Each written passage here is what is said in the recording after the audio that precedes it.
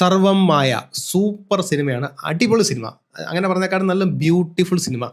ഇതിനെ ശരിക്കും ഒരു ഹൊറർ കോമഡി എന്നൊക്കെയാണ് കുറച്ച് കൂടുതൽ ആൾക്കാർ ഇത് ആദ്യം സംസാരിച്ചത്. കാരണം ടീസർ കണ്ടപ്പോൾ തന്നെ ഇത് ഹൊററാണ്, ഹൊറർ കോമഡിയാണ്, ഹൊറർ ഫാൻറ്റസിയാണ്. പക്ഷേ അങ്ങനെയൊന്നും ജോണറൊന്നും പെടുത്താൻ പറ്റുമെന്ന് തോന്നുന്നു. കാരണം ഇതൊരു ഹൊറർ വേണമെങ്കിൽ ഫീൽ ഗുഡ് മൂവി എന്ന് പറയാം. കാരണം അഖിൽ സത്യൻ നമുക്കറിയാം, അദ്ദേഹം മുന്നേ പാച്ചു അത്ഭുതങ്ങൾക്ക് എടുത്തപ്പോൾ അതിനകത്തുണ്ടായ നമ്മുടെ മനുഷ്യനിലേക്ക് കണക്ട് ചെയ്യുന്ന ഭയങ്കര ഇമോഷൻസിനെ കൊണ്ടുവരാൻ പറ്റുന്ന ഒരു സംവിധായകനാണ് അദ്ദേഹം. അത് ഈ സിനിമയിൽ തെളിയിച്ചിട്ടുണ്ട്. അതുകൊണ്ട് തന്നെ സാധാരണ ഹൊറർ കോമഡി സിനിമയൊക്കെ ഒരേ ട്രാക്കിലാണ് പോകുന്നത്. ഇത് വളരെ വേറൊരു പുതിയ അനുഭവമാണ്.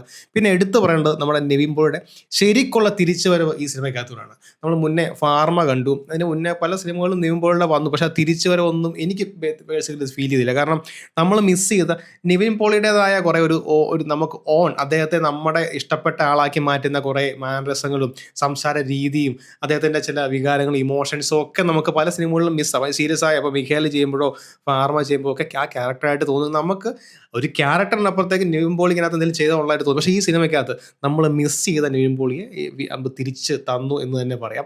പ്രേമത്തിൽ കണ്ട നിവിൻ പോളിയോ അല്ലെങ്കിൽ വടക്കൻ സെൽഫി കണ്ട നിവിൻ പോളിയോ അതേപോലെ നല്ല ആ രീതിയിൽ നമ്മൾ ഇഷ്ടപ്പെട്ട മാൻഡിസിനോട് നല്ല ഗംഭീരമായിട്ട്. പിന്നെ എടുത്ത് പറയേണ്ട അജു വർഗീസ് നിവിൻ പോളിയുടെ കൂട്ടുകെട്ടാണ്. കുറേ നാളിന് ശേഷമാണല്ലോ ഇവർ വീണ്ടും ഒന്നിക്കുന്നത്.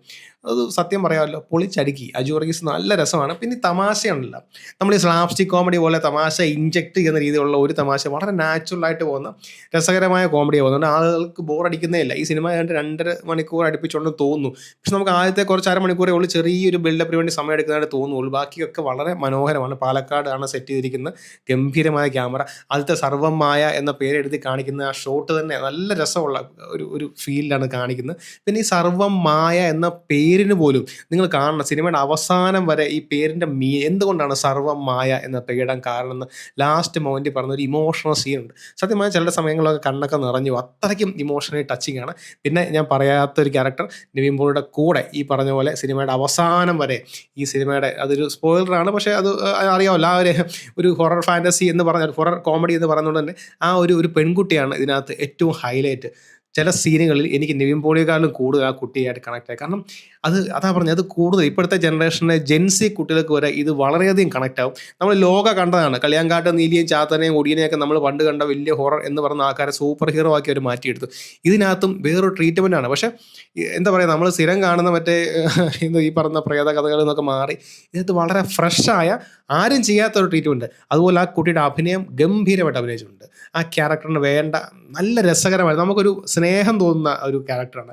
അവസാനം വരെയൊക്കെ ആകുമ്പോൾ നമുക്ക് ആ കുട്ടിയുടെ ഒരു ഇമോഷനും തോന്നുന്ന രീതിയിലുള്ള ഒരു പ്രത്യേക രീതിയിലാണ് ആ കഥയുടെ ഒരു ക്യാരക്ടർ നരേറ്റ് ചെയ്തിരിക്കുന്നത്. ഇതിൻ്റെ ക്ലൈമാക്സ് ആണെങ്കിൽ വളരെ ടച്ചിങ് ആണ്.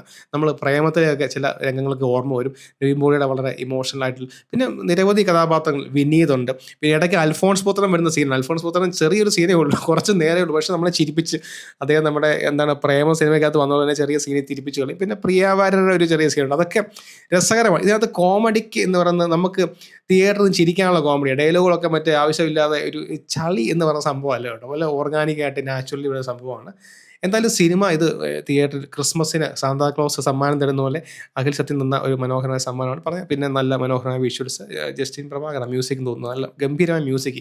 ആവശ്യമില്ലാത്ത വലിയ ബഹളമുള്ള മ്യൂസിക് ഒന്നുമില്ല, ആൾക്കാരിലേക്ക് ഇഷ്ടപ്പെടുന്ന നാച്ചുറലായ മ്യൂസിക്. ഇതിനകത്ത് കഥയിലേക്ക് വന്ന നിവിൻ പോളി നാട്ടിലേക്ക് ഒരു ഗിറ്റാറിസ്റ്റാണ് നിവിൻ പോളി. അദ്ദേഹം നാട്ടിലേക്ക് വരുന്നു, അതുമായിട്ട് ബന്ധപ്പെട്ട് ചെയ്യുന്ന കുറച്ച് കാര്യങ്ങളും ഒക്കെ ബന്ധപ്പെട്ട ഞാൻ സ്പോയിലർ പറയാത്തതാണ്, നിങ്ങൾ തിയേറ്ററിൽ പോയി കാണുക.